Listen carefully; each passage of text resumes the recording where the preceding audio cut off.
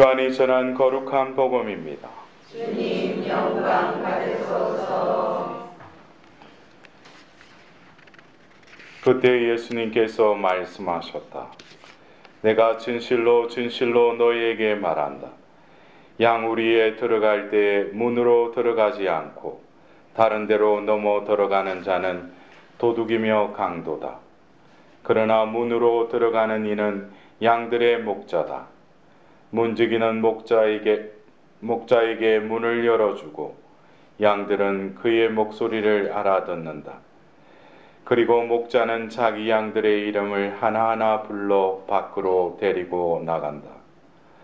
이렇게 자기 양들을 모두 밖으로 이끌어낸 다음 그는 앞장서 가고 양들은 그를 따른다. 양들이 그의 목소리를 알기 때문이다.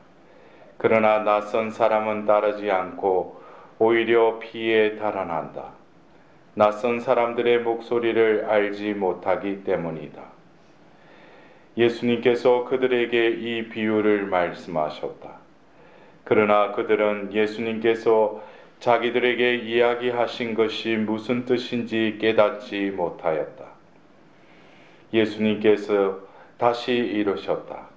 내가 진실로 진실로 너희에게 말한다. 나는 양들의 문이다. 나보다 먼저 온 자들은 모두 도둑이며 강도다. 그래서 양들은 그들의 말을 듣지 않았다. 나는 문이다. 누구든지 나를 통하여 들어오면 구원을 받고 또 드나들며 풀밭을 찾아 얻을 것이다. 도둑은 다만 훔치고 죽이고 멸망시키려고 올 뿐이다. 그러나 나는 양들이 생명을 얻고 또 얻어 넘치게 하려고 왔다. 주님의 말씀입니다. 그리스도님 참여합니다.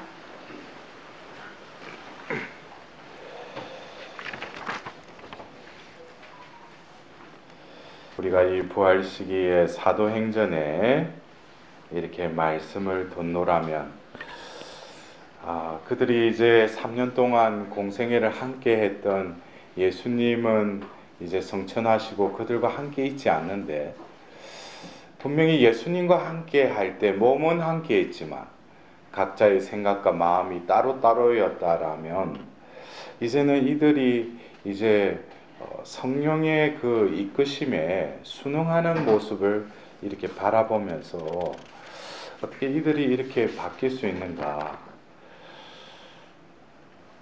그래서 어떤 때는 같이 있다고 해서 배우는 게 아니죠. 그러면 떠나면서 그 없는 자리에서 그 있을 때보다도 또 다른 어떤 마음에서 느끼는 또 다른 가르침을 우리가 느낄 수 있지 않는가 싶습니다. 우리가 오늘 들었던 이 11장의 그 말씀, 사도행전 11장의 말씀, 바로 10장에 있었던 사건을 다시금 예루살렘 교회에 이렇게 보고하는 내용이죠. 근데 이 10장을 보면은 참 그 코르넬리우스라는 이방인 그 백인 대장에게 기도 중에 먼저 환시로 주님의 천사가 나타나죠. 그러면서 구체적으로 그 베드로에게 가서 베드로를 모셔오라고 이야기를 합니다. 그리고 이튿날 또 12시에 그 베드로가 이렇게 기도하던 중에 또 그 탈원을 해서 또 어떤 환시를 보게 되고 또 그러면서 결국 그 시간에 그 무두장이 시몬의 집에 묵고 있던 그 베드로에게 사람들이 도착하고 그들의 만남이 이루어지면서 또 베드로가 그 코르넬리오 집으로 또 가서 그들에게 이렇게 말씀을 이렇게 전하는데 중요한 것은 성령께서는 어떤 사람을 또 통해서 당신의 일을 하시는데 중요한 것은 어떤 그 열매를 맛보게 해주신다는 거예요. 우리는 어떤 현상적인 것에 참 마음이 가 있는데 어떤 무엇을 보았다 그런데 그것보다도 중요한 것은 뭐예요? 분명한 하나님은 그것이 당신의 그 이끄심이었다라는 것에 대한 확신을 주신다는 거예요. 거기까지 우리는 확인을 해야 돼요.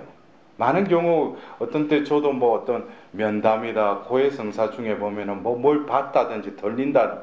근데 그것이 중요한 게 아니라 그 어떤 현상 뒤에는 하나님이 분명히 하나님이 원하신 뜻이 있다는 거죠. 그래서 그 뜻까지 알아차려야지 그 현상에만 자꾸 매달리면 안 된다는 거죠. 근데 결국 그것을 하나님께서 어떻게 확인시켜 주셔요? 그 코르넬리우스 집에 가서 그 베드로가 그 말씀을 전하는데 어떻게 그들에게도 성령이 임하죠. 그러면서 신령한 기도를 하게 되고 그것을 보고 이제 베드로가 바로 뭐예요? 아, 하나님께서 이제 이방인에게까지 복음을 전하는 회개의 문이 열렸구나. 그것을 어떻게 이제는 분별을 하게 되는 거예요. 바로 자기들도 바로 예수님이 약속하셨던 그 약속, 하늘로부터 성령이 내리시면 그 힘을 받을 것이라는. 그러자 오순절 때가 되어서 그들 역시 뭡니까? 성령을 받게 되죠. 어쩌면 이 신약의 시대는 성령의 시대라고 하지 않습니까? 예수님으로 인해서 33년간 예수님의 그 생애를 통해서 모든 것을 또 하나님께서는 계시하셨고 더불어서 예수님이 하신 모든 계시 또 구원 사업을 이어서 교회를 통해서 당신의 구원 사업을 개성하시는 그 일을 하는데 결국 그 구원 사업에 불림을 받은 이들은 성령께서 주인이시듯이 그를 통해서 뭡니까? 성령께서 직접 움직이신다는 거예요. 그래서 우리는 이 교회가 어쩌면 이 교계제도, 뭐 본당, 눈에 보이는 어떤 뭐 성직자, 뭐 또 평신도 이런 모든 것을 하나님께서는 뭡니까? 보이지 않는 그러나 드러나죠. 당신이 함께 계심을. 그러나 우리는 그 배후에 그 근본에는 뭐가 있다는 거예요? 성령 하나님이 계시다는 거죠. 그래서 우리가 그냥 모여서 기도하고 또 우리가 친교를 나누고 그 속에서도 주인은 누구셔요? 성령이시라는 거예요. 우리는 어떤 뭐 성령 기도회, 뭐 성령 모임에 가서 그곳에만 성령이 함께 계시는 게 아니고 우리가 신자라면은 결국 뭐겠어요? 거룩한 성도라고도 그러죠. 그런 거룩한 자라면 결국 뭐겠어요? 거룩한 영을 모시고 있는 자가 거룩한 자가 아니겠습니까? 그러면 거룩한 자들끼리 모이면 뭐예요? 성령이 그들 가운데 함께 계심을 서로 친교를 통해서 뭐예요? 또 더 풍요롭게 그 열매를 맺는 것이 신자들의 모임이죠. 근데 그런 부분에 대해서 참 우리들이 그래요. 눈에 보이지 않는 어떤 성령의 이끄심. 결국 이 10장과 11장의 이 베드로의 체험이 있었기 때문에. 그러나 우리는 또 오늘 이 베드로가 기도 중에 무아지경에 빠져서 환시를 보게 되는데 참 베드로도 한 고집을 해요. 예? 하나님이 그거를 뭐예요? 잡아 먹으라 하는데 끝까지 안 먹어요, 보면. 예? 주님 절대 안 됩니다. 속된 것이나 더러운 것은 한 번도 제 입속에 들어오지 않았습니다. 근데 3번을 또 잡아 먹으라 했는데 끝까지 안 먹어요. 어쩌면 우리가 살아가면서 성령의 이끄심에 우리가 순응한다고 하면서 결국 성령을 방해하는 것은 나의 어떤 패턴, 고집, 신념 이런 것들이 어떤 경우에는 뭐예요? 물처럼 흐르고 바람이 부는 어떤 성령의 이끄심에 내가 우뚝 서서 그걸 가로막는 거예요. 예? 여러분도 우리가 어떤 자기 만족에 빠진다는 거. 내가 오늘 또 뭐 아침에 기도하고 또 미사 참여하고 내 나름대로 기도의 양을 했으니까 오늘 할 거 다 했다. 그것은 자기 생각이죠. 오늘 나를 어떻게 이끄셨는가? 어느 순간에 성령께서 나를 어떻게 터닝시키고 나는 그것에 어떻게 순응했는지 그것에 민감한 자가 뭐겠어요? 성령과 물로 거듭 태어난 자죠. 코르넬리우스에게 그랬잖아요. 성령으로 거듭 태어난 자는 바람이 부는 대로 그냥 움직인다고 그랬어요. 여러분들은 어떠셔요? 오늘 또 뭐에 움직여서 왔어요? 자신의 스케줄?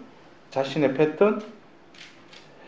자신의 고집, 신념이라는 것이 얼마나 하나님의 뜻에 반하는지 우리는 오늘 다시금 이 베드로가 하나님 분명히 베드로를 통해서 그 반석 위에 교회를 세우겠다고 그랬어요. 이 세 번이라는 것이 결국 세 번의 배반으로 인해서 또 예수님께서 부활하셔서 세 번의 그 사랑의 그 학약을 통해서 다시금 그 베드로가 또 이렇게 회복되듯이, 그러나 그러한 과정 속에서도 아직까지도 뭐예요? 자신이 살아왔던 어떤 패턴, 그 중에 뭡니까? 자신은 유대인이라는 거죠. 특히 어떤 할례를 바라보고 있는 그 관점, 자신들은 할례를 통해서 뭐예요? 하나님의 선민, 선택된 민족이라는 거죠. 그러나 아브라함에게 그 할례를 베풀으라고 할 때는 결국 그 이면에는 뭡니까? 관계성 속에서 이 할례를 생각해야 된다는 거예요. 할례를 받았다고 하나님하고의 관계를 맺은 것이 아니라 계약의 관계를 맺기 위해서 하나님 편에서도 피를 흘리시고 또 인간의 편에게도 피를 흘리면서 피로 맺은 어떤 뗄래야 뗄 수 없는 그 관계성 속에서 할례를 받았다는 것, 그것을 어떤 본질을 간과해버리고 어떤 행위, 몸에 있는 어떤 흔적, 그걸 가지고 자신이 어떤 그 선민이라고는 할 수가 없죠. 우리도 결국 뭡니까? 마음에 할례를 받았다고 그러지 않습니까? 우리 세례를 통해서 결국 하나님으로부터 보이지 않는 우리 마음을 하나님께서 다시금 정결케 해주시고 살과 같은 마음으로 바꿔주셨을 뿐만 아니라 우리의 마음을 뭐예요? 바로 살아계신 성령의 성전으로 우리를 축성해 주셨죠. 결국 오늘 우리가 들었던 이 복음의 말씀, 예수님이 자신을 또 뭐라고 그러셔요? 우리는 어제 주일날 예수님이 나는 뭐라고 했어요? 예, 착한 목자다. 그럼 착한 목자의 양이면은 뭐겠어요? 착한 양이 돼야지. 예? 양이라고 해서 착한 양은 아니죠. 예? 목자가 시키는 걸 그렇게 따라하지 않고, 예? 우리로 들여다보면도 또 도망가고. 예? 근데 오늘 또 예수님께서는 나는 문이다 그랬어요. 나는 양들의 문이다. 문은 어떻게 보면 어떤 공간을 이렇게 나눴을 때 들어가고 나오는 어떤 통로죠. 이 문은 결국 어디의 문이겠어요? 결국 영원한 생명으로 이르는 그 문이 바로 예수님이시라는 거죠. 그러나 우리는 이 문 하면은 또 성경에서 여러분들이 어디에 또 문에 대한 말씀이 이렇게 떠오릅니까? 예? 예? 어디에서 문이 있어요? 좁은 문. 예, 좁은 문에서도 문의 이야기가 나오고 또 예? 문설주 위에 피를 바르는 거 문. 그것도 보면 문 이야기죠. 예. 그리고 재판관의 문을 이렇게 자기 이렇게 송사를 해결해 달라고 또 이렇게 문. 근데 우리가 요한묵시록 3장에 보면은 일곱 교회에 보내는 그 편지에 라오디게이아 교회에 보내는 그 편지에 보면은 우리가 한 번씩 이렇게 성하의 그림에도 나왔지만 예수님이 밖에서 문을 두드리고 있는, 그리고 문을 열고 그 안에 들어가서 같이 함께 음식을 나누니라는, 우리가 이 문이라는 것이 결국 예수님이 문이지만 우리들도 마음의 문이 있죠. 먼저 예수님의 문으로 우리가 들어가야 되는 것은 기정사실인데, 먼저 우리는 뭐예요? 우리 마음의 문을 잘 간수를 해야 돼요. 나도 뭡니까? 바로 양들의 문이지만 또 목자의 문이기도 하다는 거죠. 그래서 우리는 늘 예수님이 이르시고 나에게 어떤 그 무언가를 이렇게 건네실 때 그것에 대해서 어떻게 귀담아 듣고 빨리 문을 열어야 돼요. 예? 우리가 영원한 생명의 문, 예수님의 그 길, 진리, 생명의 어떤 그 삶을 통해서 우리가 영원한 생명의 문으로 통과하려면은 우리 마음의 문부터 잘 간수를 잘해야 된다는 거예요. 어떤 때는 뭐예요? 잠궈야죠. 어떤 때 잠궈야 돼요? 예? 그렇죠. 뭐 어떤 악의 유혹이나 또 그리고 나에게 해로운 것. 예? 그러나 그럴 때 또 문을 탁 활짝 열어놔. 그냥 다 들어오라 이것이. 그래놓고 보면은 마음이 혼란스럽고 나서 그때부터 뭐예요? 이거 어떻게 할까 그러는데 그거는 문단 속을 잘못해서 그래요. 근데 그럴 때도 있지만은 예수님이 문을 똑똑 두드리면 뭐예요? 재빨리 그걸 열어드려야죠. 예? 그러한 내 마음의 문이 그 예수님과의 어떤 관계성 속에서 열고 닫는 어떤 그런 관계가 될 때 어느새 내 마음의 문이지만 어느 때가 되면 이제 뭐겠어요? 그것이 바로 예수님의 문으로 바뀐다는 거죠. 그래서 내 안에 예수님이 들어와셔서 나와 친교를 나누고 극기야는 어떻게 돼요? 내가 진정 회개의 삶을 살면은 이 집주인은 내가 아니라 예수님임을 알고 이제 예수님께 그 주인의 자리를 내어드리죠. 그러면은 결국 뭐겠어요? 이제 내가 마음을 열고 예수님을 받아들이는 그 문이었는데 이제 그 문은 뭡니까? 예수님이 나가실 때 나가고 들어올 때 들어오는 예수님의 문이 된다는 거예요. 그러니까 어떤 영원한 생명의 문이기도 하지만 우리 존재의 이 문이 나의 문이 아니라 아직까지도 예수님이 두드리면 열어주는 그 문이 아니라 나를 자유자재로 하나님께서 쓰시게끔 나를 온전히 봉헌드리고 그분이 나를 통해서 뭐예요? 어떤 사람을 만났어요. 내가 어떤 사람에게 어떤 말을 하고 어떤 행위를 하고 어떤 여러 가지 그 복음을 전할 기회에 내가 하는 것이 뭐예요? 아니고 뭐예요? 예수님이 문을 열고 나와서 그 사람에게 막가전 은총을 베풀어 주신다는 거죠. 그렇게 되면은 얼마나 자신이 수월하겠어요. 예? 자신을 하나님의 그 예수님이 나는 문이다 그랬는데 그 문을 예수님께 온전히 양도해 드리면은 내가 얼마나 편하겠어요. 그때 되면은 그 악의 유혹이 있더라도 예수님은 또 그걸 막아주시죠. 방패로. 그리고 또 어떤 은총이 올 때는 활짝 열어주시죠. 그러한 어떤 예수님께서 얼마나 그 우리와 이렇게 관계를 맺고 싶어 하시고 또 그리고 그 관계를 떠나서는 너희들이 뭐예요? 살 수 없다는 거죠. 우리가 다시금 오늘 이 예수님의 그 말씀 양들을 어떻게 생명을 얻고 또 얻어 넘치게 하려고 왔다고 예수님이 말씀하십니다. 어제도 제가 강론 때 그 자비의 희년 때 그 하나된 눈을 가진 목자와 뒤에 죄인의 그 하나된 눈을 바라보면서 진정으로 우리가 누려야 될 생명이 얼마나 풍성한지. 그러나 뭡니까?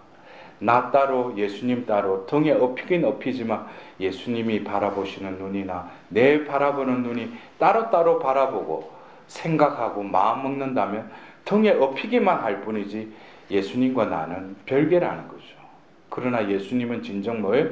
당신의 생명을 나누어줄 뿐만 아니라 당신의 생명과 너의 생명을 하나 되게 할 때 바로 내가 바라보는 것, 듣는 것, 느끼는 것, 행하는 것 모든 것이 뭡니까? 바로 예수님을 통해서 그 생명이 흘러간다는 것입니다. 중요한 것은 예수님께서 어떤 세상의 목자의 개념으로 강압적이고 그들을 통솔하는 그 목자가 아니라 온전히 자신을 내어주고 그 생명을 주기 위해서 우리에게 몸값을 치른 목자라는 것을 생각한다면 우리가 오늘 이렇게 비가 내리는 이 하루에 그냥 비는 그냥 땅을 적실 뿐이죠. 그러나 그 적신 그 땅은 뭐였어요? 그 각자의 그 창조된 목적에 의해서 열매를 맺지 않습니까? 우리도 역시 은총의 비를 맞아들이면서 온전히 내 영혼에 그 비를 머금고 하나님이 창조된 그 목적에 따라서 나도 열매를 맺는 이 부활 시기가 될 수 있도록 이 미사를 통해서 다시금 하나님께 자비를 구하도록 합시다.